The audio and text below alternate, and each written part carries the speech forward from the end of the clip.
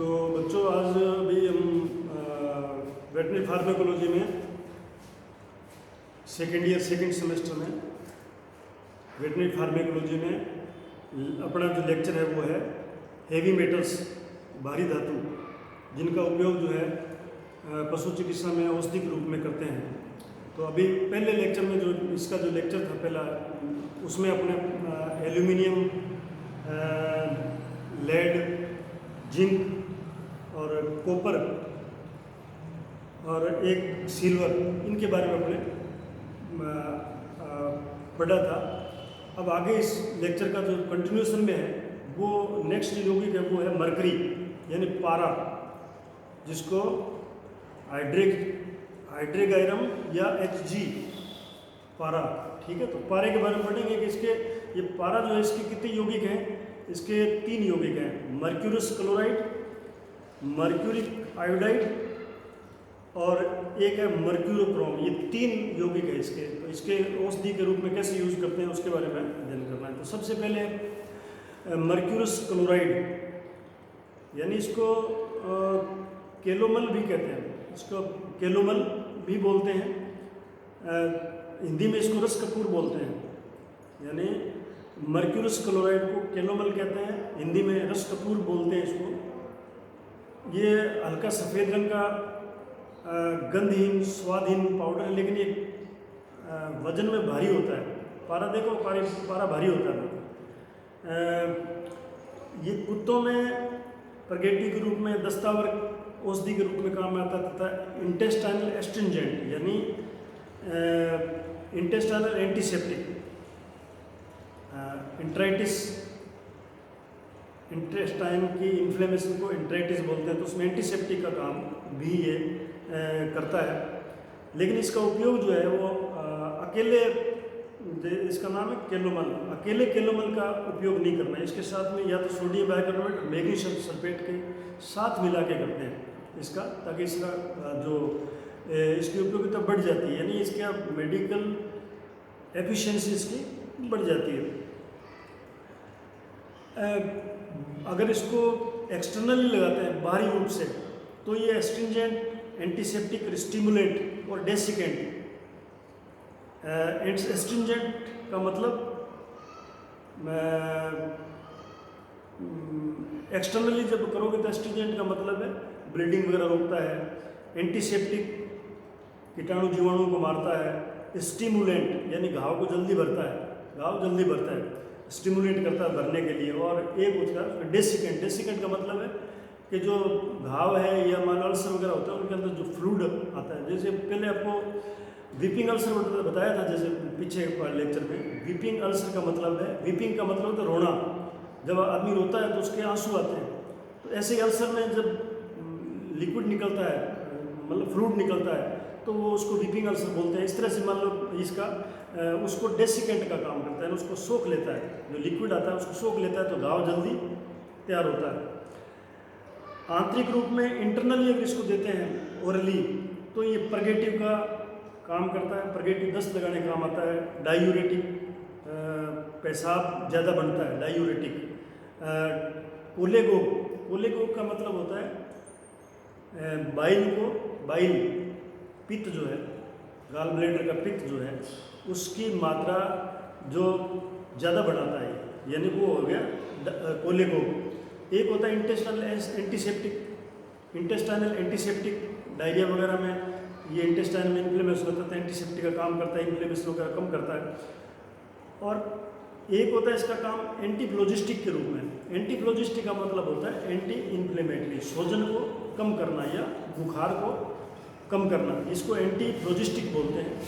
उसमें क्या किस किस बीमारी में एंटीफ्लोजिस्टिक का काम करता है? प्लूरिसी, हार्ट की बीमारी है प्लूरिसी, पानी भर जाता है फेफड़ों में।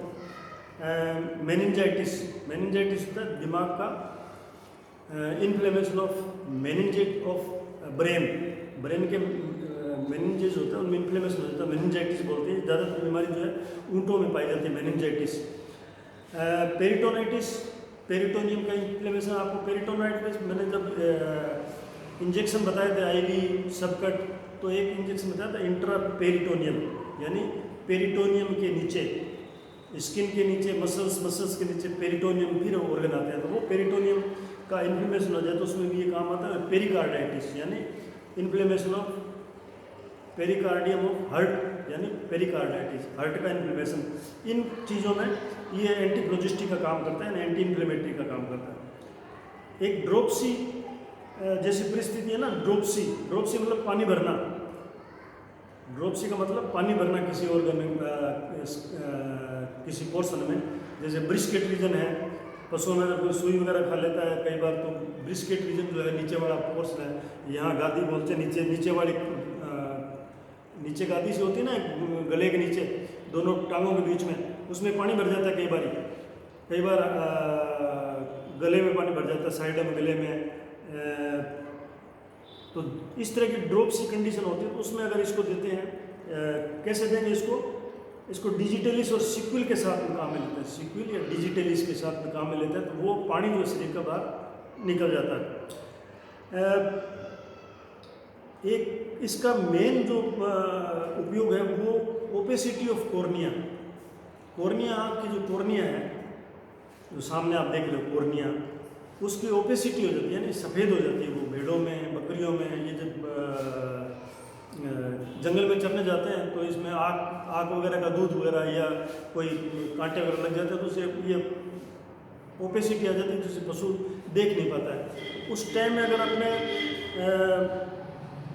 ये कई प्रकार की बीमारियां हैं, जैसे ओपेसिटी ऑफ कॉर्निया है, एक्जिमा है, थ्रस्ट है, कैंकर है, फुट रोट शीप है, ये कैंकर वगैरह सब ये स्किन की बीमारियां हैं। वो मेनली घोड़ों की है। फुट रोट, भेड़ों में पैर गलने लग जाता है, मेनली बरसात के सीजन में फुट रोट बोलते हैं। ये भेड़ों के पैर की बीमारी है, नीचे खुरों के बीच में। तो इनके अंदर ये जो कैलोमल है, कैलोमल ये काम में आता है। इसका ओपेसिटी ऑफ कॉर्निया, अगर कॉर्निया सफ़ेद हो जाता है, दिखना बंद हो जाए, तो उस कंडीशन में ये कैलोमल जो पाउडर है, ये कैसे बनाते हैं पाउडर? ये एक तो कैलोमल लेते हैं, कैलोमल जो अभी क्या मर्क्यूरस क्लोराइड है, इसको कैलोमल बोलते हैं। वो एक भाग लेते हैं और उसके साथ में 8 भाग एसिड बोरिक एसिड, 8 भाग बोरिक एसिड लेके उसको पाउडर बना लेते हैं और डायरेक्ट आँख में डाल देते हैं, आँख में पाउडर डाल देते हैं। तो उससे क्या है कि वो जो कॉर्नियल ओपेसिटी है वो कट जाती है और आँख बिल्कुल साफ हो जाएगी, पशु को दिखने लग जाएगा। ये आप फील्ड में जब जाओगे तो आपको इससे मिलेंगे केस, तो आप ये कैलोमल का यूज़ कर सकते हो। फिर आता है सेकंड, इसका है मर्क्यूरिक आयोडाइड, इसको बिन आयोडाइड ऑफ मर्करी भी बोलते हैं। ये क्या है? HgL2 है, ये HgI2, biniodide of mercury. इसे रेड आयोडाइड ऑफ मर्करी भी कहते हैं, रेड आयोडाइड ऑफ मर्करी बोलते हैं। ये लाल रंग का पाउडर है, मतलब लाल रंग का पाउडर है। स्कारलेट रेड कलर का पाउडर है, जो गर्म करने पर, अगर इसको गर्म करते हैं तो पीला हो जाता है, ये पाउडर का रंग पीला हो जाएगा और बाद में कलर जो है इसका उड़ जाता है। गर्म करने के बाद में एक बार पीला होगा, फिर इसका कलर उड़ जाएगा। और इसका जो उपयोग है मेनली, वो काउंटर इरिटेंट का काम करता है। काउंटर इरिटेंट का मतलब है स्वेलिंग को कम करना, काउंटर इरिटेंट, और उसकी दर्द को कम करता है। काउंटर इरिटेंट मतलब दर्द कम करता है। ये कौन कौन सी बीमारियों में इसका उपयोग कर सकते हैं? काउंटर इरिटेंट के लिए ऑइंटमेंट के रूप में काम में लेते हैं, इसको ऑइंटमेंट बनाते हैं, जिसको ये एक तो ये मतलब जो कैलोमल है ये 4 ग्राम लेते हैं, वेस्लिन लेते हैं इसमें 60 ग्राम वेस्लिन में 4 ग्राम ये कैलोमल मिला लेते हैं और उसका एक प्रकार का मतलब क्या है कि पेस्ट बना लेते हैं। तो वो मालिश करते हैं अगर उसकी, तो रब करते हैं उसके ऊपर, तो ये काम करेगा उसमें। तो इसमें कौन कौन सी बीमारी? एक तो योग ट्यूमर है। योग ट्यूमर का मतलब समझते हो, आपके बैल के अंदर जुआ जोतते हैं ना, पंजाड़ी जिसे बोलते हैं, या गाड़ी जोड़ेंगे बैल को, तो जो गाड़ी का हिस्सा जो है वो यहाँ लगता है कंधे पे, या जो पंजाड़ी में जोड़ते हैं, पंजाड़ी में बैल को, तो यहाँ कंधे के ऊपर वो पंजाड़ी लगती है, तो वहाँ बार बार लगने से एक प्रकार का ट्यूमर हो जाता है वहाँ पे। ठीक है, उसमें रस्सी पड़ जाती है बाद में, तो उसको योग गाल बोलते हैं, YOKE, योग गाल। और capped elbow and hook, elbow hook joint जो है घोड़े का, उसकी जो केप्ड हुक और केप्ड एल्बो, ये मतलब उनके घोड़े जो रेस में काम आते हैं उनमें ये जॉइंट में इस प्रकार की ग्रोथ हो जाती है। और एक टेंडन और लिगामेंट और जोड़, इनकी स्वेलिंग हो जाए तो उसके ऊपर अगर ये मतलब अगर लगा देते हैं पेस्ट, तो काउंटर इरिटेंट का काम करेगा, नहीं वो स्वेलिंग कम हो जाएगी, दर्द भी कम हो जाएगा। अगर इसे 20 भाग है तो 50 भाग इसका 20 भाग लो, यानी 20 ग्राम ये लो, 20 ग्राम 20 भाग और 50 भाग का मतलब ये है कि ये जो केलोमन है ये 20 ग्राम लो और 50 ग्राम जो है वेस्लिन ले लो और इसकी मलहम बनाओ और इसको रिंगवर्म दांत जिसे बोलते हैं उस पर लगा देते हैं, तो ये फायदा करता है। यानी रिंगवर्म के जो परजीवी होते हैं वो मर जाते हैं, लेकिन इसको ये पैरासाइट का काम करता है, पैरासाइटिसाइडल यानी पैरासाइट को मारने का काम करता है रिंगवर्म जो पैरासाइट है। फिर आता है तीसरा, इसका है मर्क्यूरोक्रोम। ये मतलब क्या, ग्रीन स्केल्स पपड़ी के रूप में आता है, ग्रीन कलर इसका ग्रीन होता है। और पानी में जब इसको घोलते हैं, पहले रंग इसका ग्रीन होगा, लेकिन जैसे इसको पानी में घोलेंगे तो ये इसका रंग, पानी का रंग जो है लाल हो जाएगा। ये नॉन इरिटेंट है, जलन नहीं करता है और एंटीसेप्टिक है, एंटीसेप्टिक काम करता है।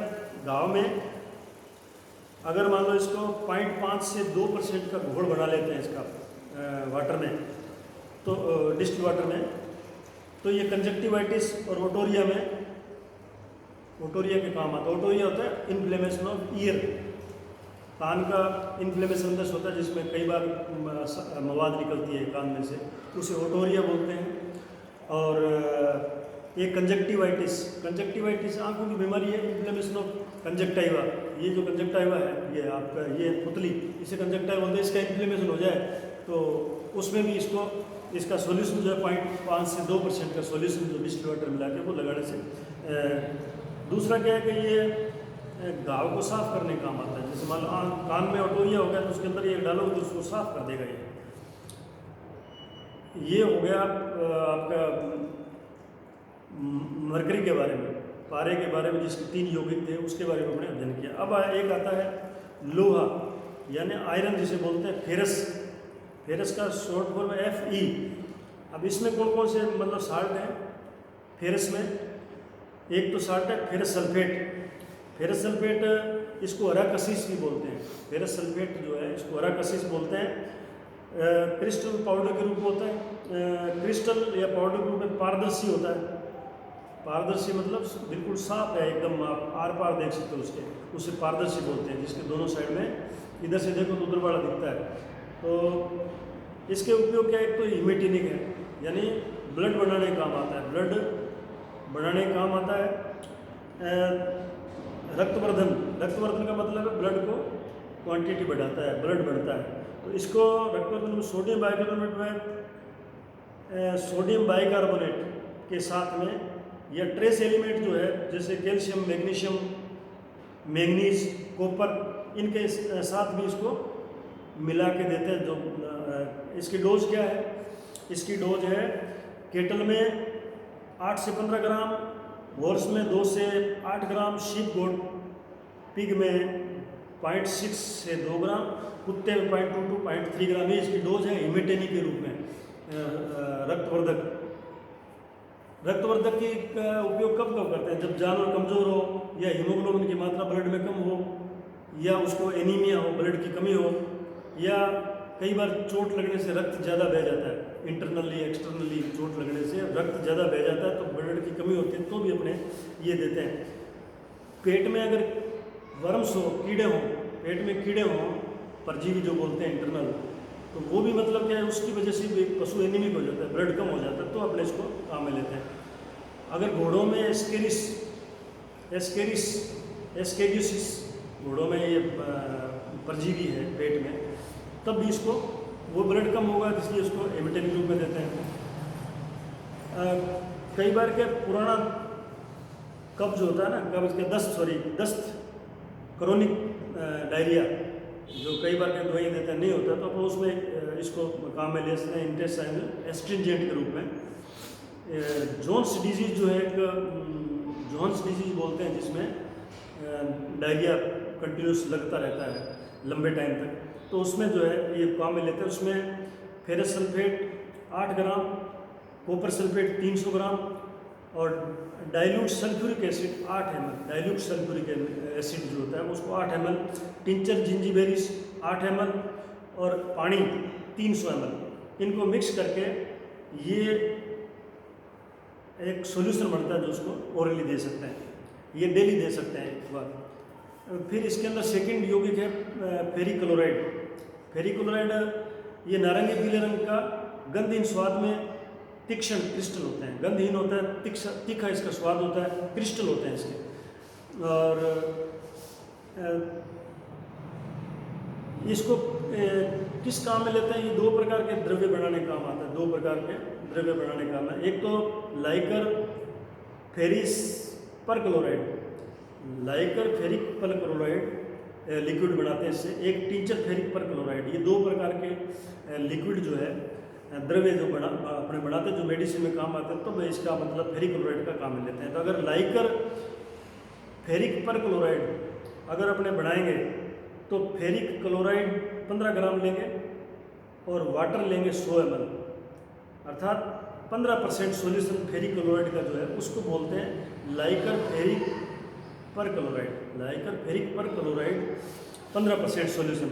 और अगर मान लो इसका strong solution of ferric chloride का स्ट्रॉन्ग सॉल्यूशन अगर अपने 25 ml लेंगे और उसमें 90% एल्कोहल 25 ml लेंगे, 90% एल्कोहल और strong solution of ferric chloride दोनों 25-25 ml लेंगे और वाटर उसमें 100 ml, water to 100 ml water में करेंगे, तो ये मतलब क्या है, tincture ferric perchloride solution बन जाएगा। ये दोनों ही किसी एक सॉल्यूशन को आप मतलब क्या स्टिप्टिक व हिमेटिनिक के रूप में काम लेते हैं। हिमेटिनिक तो मतलब क्या, अगर मान लो ब्लड की कमी है शरीर में तो उसको ओरली दें तो उसका ब्लड ज़्यादा बढ़ेगा, और अगर मान लो ब्लीडिंग हो रही है तो अगर इसको ओरली देंगे तो उसका ब्लीडिंग रुक सकती है। स्टिप्टिक ब्लड को रोकने काम आता है। जैसे मान लो आपने कैस्ट्रेशन करते हो या गैस्ट्रोइंटेस्टाइनल ब्लीडिंग हो गई या अडर की ब्लीडिंग है, तो उसमें इसका उपयोग ले सकते हो। और घोड़े में और कैटल में हिमेटिनी के रूप में भी काम लेते हैं, ब्लड की कमी हो तो मतलब इसको काम में लेते हैं। अब इसका लास्ट जो हेवी मेटल्स का यौगिक है वो है कोबाल्ट। कोबाल्ट जो है इसका जो यौगिक है वो है कोबाल्ट क्लोराइड। कोबाल्ट क्लोराइड ये गहरे रंग का क्रिस्टल पाउडर है, क्रिस्टलीय पाउडर है। जब रूमन के अंदर जो सूक्ष्म जीवी पाए जाते हैं रूमन में, माइक्रोफ्लोरा रूमन में, जो विटामिन B12 का निर्माण करते हैं। इसीलिए आपने जो देखा होगा, आपने जब एंटीबायोटिक आप पशु को देते हो ओरली, तो ये माइक्रोफ्लोरा जो है ये मतलब ख़त्म हो जाते हैं कुछ हद तक, तो फिर विटामिन B12 नहीं बना सकते ना, तो पशु को भूख कम लगती है। तो इस B12 के निर्माण में कोबाल्ट का बहुत बड़ा योगदान है। कोबाल्ट जो है उसका, तो इसको माइक्रोफ्लोरा की ग्रोथ बढ़ाने के लिए भी कोबाल्ट को देते हैं, जिससे विटामिन B12 का सिंथेसिस रूमन में ज़्यादा हो। कोबाल्ट की डेफिशिएंसी हो जाती है, जिससे मतलब क्या है कि ये ब्लड की कमी हो गई तो उसमें कोबाल्ट देते हैं। यानी कोबाल्ट डेफिशिएंसी में, कोबाल्ट डेफिशिएंसी को पाइन बोलते हैं, PIN पाइन, उस कंडीशन में भी इसको कोबाल्ट को देते हैं। हीमोग्लोबिन के निर्माण में भी कोबाल्ट बहुत महत्वपूर्ण रोल अदा करता है। हीमोग्लोबिन, ब्लड में हीमोग्लोबिन होता है ना, RBC में हीमोग्लोबिन, तो इसकी खुराक क्या है, एक होता है प्रोफाइलेक्टिक और एक होता है क्यूरेटिव थेरेप्यूटिक। तो प्रोफाइलेक्टिक का मतलब है अगर आप इसको पहले से दे दोगे तो पशु में हीमोग्लोबिन की कमी नहीं होगी, ब्लड की कमी नहीं होगी, प्रोफाइलेक्सिस के रूप में, जैसे आप वैक्सीन लगाते हो ना प्रोफाइलेक्टिकली, तो वो बीमारी पशु में आती नहीं थी। एक प्रोफाइलेक्टिक के रूप में अगर इसको देते हो, केटल को प्रोफाइलेक्टिक के रूप में 10 से 25 मिलीग्राम डेली देना चाहिए। तो ये मिनरल मिक्सचर में मिला होता है, इसलिए मिनरल मिक्सचर इसीलिए अपन देते हैं कि उसमें trace element cobalt, manganese, calcium, magnesium मिले होते हैं। शीप में 5 मिलीग्राम पहले डेली दो। और अगर इसका ट्रीटमेंट में काम में लेना है, भाई कोई जैसे पशु को भूख नहीं लग रही है, अब उसका उपचार करना है, तो आप कैसे दो, इसकी मात्रा थोड़ी बढ़ा दोगे, यानी केटल में 0.5 ग्राम और शीप में 100 mg तक इसको दोगे, तो ये इसका उपचार के रूप में काम में आएगा। तो ये आपका हेवी मेटल्स के बारे में था। धन्यवाद।